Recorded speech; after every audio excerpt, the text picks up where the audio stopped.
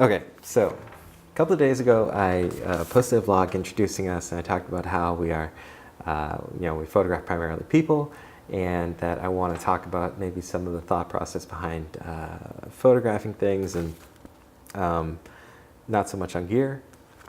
And today, I got something in the mail. I was like, oh, cool. We have an article in here. I can talk about the photographing of this. Then I looked at it and I realized, oh man, wait a minute. It's not about people. I'm going to talk about gear. So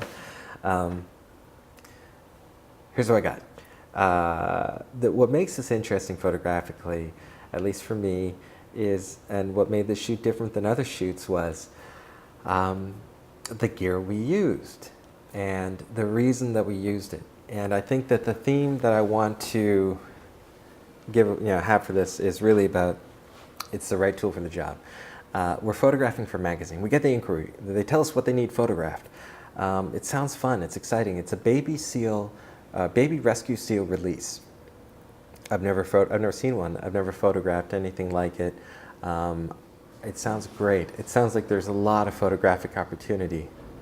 I want to make it cool. So we need to prep, but we don't have the article. I don't know. I know where I'm photographing. There's not a lot of lead time. I've never done it before, photographing a seal release. I just know that I'm at the beach and I'm photographing for a magazine. And so the thing to keep in mind is that magazines are not that big physically. They're not a huge photo. And so when we're selecting the gear for the shoot, resolution is not really a concern these days, because basically all the cameras that are out there have tremendous resolution. Anything is, magazine quality when it comes to resolution these days. The real thing that we're looking at, and so I'm looking at it and say, all right, we're photographing at the beach. At the beach is the second worst scenario for me, other than maybe a sandstorm. Like a beach, salt spray, salt water, sand, just rough on equipment.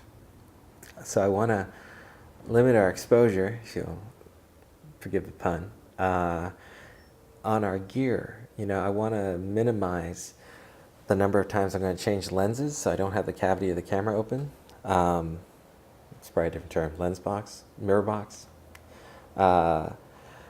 I want to minimize the amount of equipment I'm carrying. I want to have it all in a bag that I never have to put on the ground. I don't want to have to get sand on anything. I hate it. So that means zoom lenses. And if I'm going to destroy something, what do I not care about as much? So, magazine article. I want to deliver good photos, beautiful images, good equipment. You use the best you have, right? Yes and no. You're going to use the best tool for the job, right? So 70-200, 2.8, beautiful lens, world class, fantastic lens, truly. 70-200 f4, beautiful lens, much lighter, less expensive. The interesting thing about the 70-200 f4 is that at f4, it produces a sharper image than the 2.8. What I know, I'm shooting at the beach, could be destroying equipment, don't like that. I'm shooting during the day, and I need some depth of field. So f4 to start as a starting point is perfectly fine. I can use f4. I'm going to get what I need. It's lighter weight. They're just, if I'm going to try to never put something down, this is the best tool. Then, I want to go in with as few lenses as possible. I'm probably going to try, I might have had 3 with me, but I think I just had 2, 24-70, 70-200. It's a wildlife shoot only in name. You want to see really cool stuff, look up Franz Lanting. He'll show you real wildlife. I'm not an adventure photographer. And the luxury that I know I'm going to have is that I should be able to get pretty close to the subjects. 2470. 2470 Mark II, gorgeous lens. Fantastic, sharp, does the job. 2470 Mark I, gorgeous lens, does the job. The only thing is that people talk about with this lens is that you can get bad copies of it, or it can be soft, and depending on the lens you have, you may not be in love with this lens.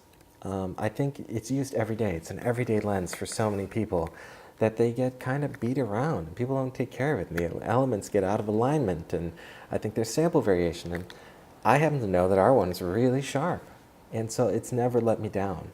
Autofocus is great, image quality is great, and if I'm going to lose one to sand or ocean, I'd rather be taking this one with me. So I have my lenses, I'm going down, I get there, I get the lay of the land, I meet the PR team from the aquarium, they tell me what I can do, what I can't do. I don't want to stress out the animals, I don't want the aquarium people to have a bad impression of the magazine that I'm effectively representing while I'm down there, so I want to be respectful of the parameters, and then I want to get everything I can within the rules. And so I'm there, I'm looking at it, the seals arrive, I capture that, and I'm looking at the scene, and I'm thinking, oh man, you know, the shot to get is probably at the water's edge, looking back through the seals to the spectators. And I realized I hadn't thought it fully through. And as I was contemplating that would require being in the water, I looked down and I got soaked. And so then it was kind of like, once my socks are soaked, I don't really care, it is what it is. So then I just got in the water. And so I'm there in the water, and I guess it's a photographic thing. If you're going to, my one piece of photographic advice, change your elevation. Like getting down, my eye level down to the water, or to seal height, the eye level of the seals, and looking across the water that way gave you a natural foreground and depth, really helped. And so, you know, I think it's advice people commonly give, but don't just zoom in and out. Change your elevation. And in changing your elevation, you're going to find you get a lot of variation in terms of composition, and that was key. So, got the shots, seals happened, they're so cute. Walking out of there, you know, there are lots of spectators to this whole thing. In the water, my only concern was, in the wild, rough water of Rhode Island, this is a public beach. Like, this is as extreme as I get. I just didn't want to get swept under, not because I was going to get lost in the ocean, just because I didn't want to get dunked. And then all these people would have great video, and I would be sad. And so that was my only real concern when I was in the water. Get out of there, walking out to the parking lot. People are like, hey man, oh, you're the guy in the water. I'm like, yeah, that was me, yeah. I'm feeling pretty good, yeah, just now get to the car. Cool. What do I do here? You know?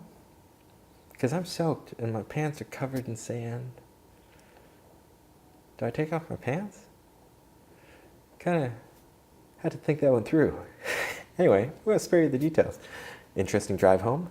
And yeah, so I was shooting with the Canon, and the Canon files right out of the box. Good light, good glass. The color is beautiful. The files are pre-dialed, not a lot to do.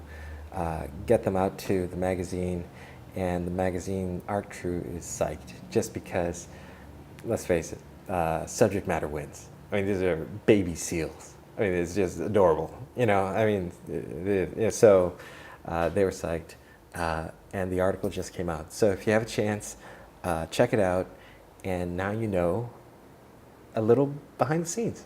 And so I hope that, you know, ask me questions, hit me with ideas, give me whatever you got, and that was fun. So yeah, thanks for checking it out.